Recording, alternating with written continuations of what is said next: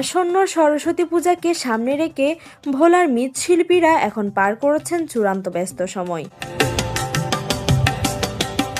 দিনরাত এক করে নিপুণ হাতে দেবীর অবয়ব ফুটিয়ে তুলছেন তারা। তবে প্রতিমা তৈরির উপকরণের দাম বাড়লেও কাঙ্ক্ষিত দাম না পাওয়ায় কিছুটা হতাশ কারিগররা।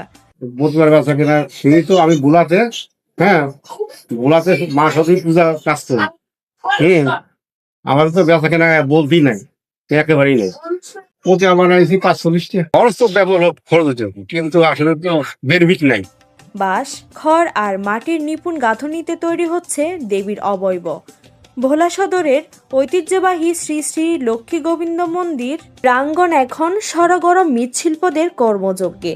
আসন্ন সরস্বতী পূজাকে কেন্দ্র করে দম ফেলার সময় নেই কারিগরদের। মাটির কাজ শেষে এখন চলছে রং তুলির আঁচড়ে দেবীর মুখমণ্ডল ফুটিয়ে তোলার কাজ।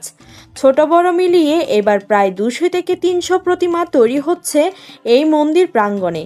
তবে কারিগররা বলেছেন, অন্যান্য বছরের তুলনায় এবার প্রতিমা তৈরির উপকরণের দাম অনেক বেশি, কিন্তু সেই তুলনায় মিলছে না প্রতিমার ন্যায্য মূল্য।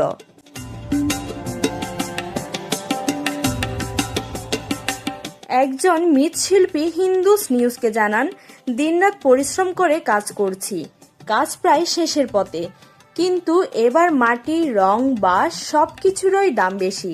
খরচ অনুযায়ী আমরা মূর্তির দাম পাচ্ছি না, লাভ কম হচ্ছে। আমার নাম শ্যামল পাল, আমার বাড়ি ফরিদপুর রাজবাড়ি।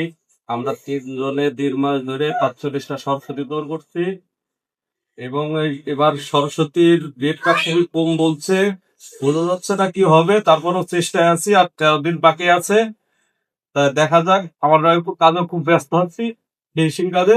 কদিন পরে কালার শুরু করব। মৃৎশিল্পীদের এই ব্যস্ততার মাঝে সনাতন ধর্মাবলম্বীদের মনেও বইছে আনন্দের বন্যা।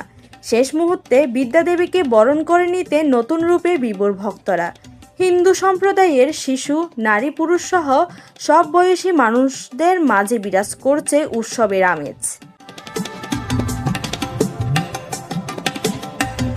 বিদ্যা ও জ্ঞান অর্জনের লক্ষ্যে দেবীকে বরণ করতে প্রহর গুনছেন তারা। আয়োজকরা জানান, মা সরস্বতীকে বরণ করে নিতে আমরা প্রস্তুত। আমাদের মাঝে এখন আনন্দঘন পরিবেশ বিরাজ করছে। আশা করছি খুব সুষ্ঠু এবং সুন্দরভাবে আমরা পূজা সম্পন্ন করতে পারব। সব মিলিয়ে একটি সুষ্ঠু ও সুন্দর পরিবেশে পূজা সম্পন্ন হবে, এমনটাই প্রত্যাশা ভোলাবাসী ও ভক্তদের। নিউজ ডেস্ক, হিন্দুস নিউজ, ভোলা।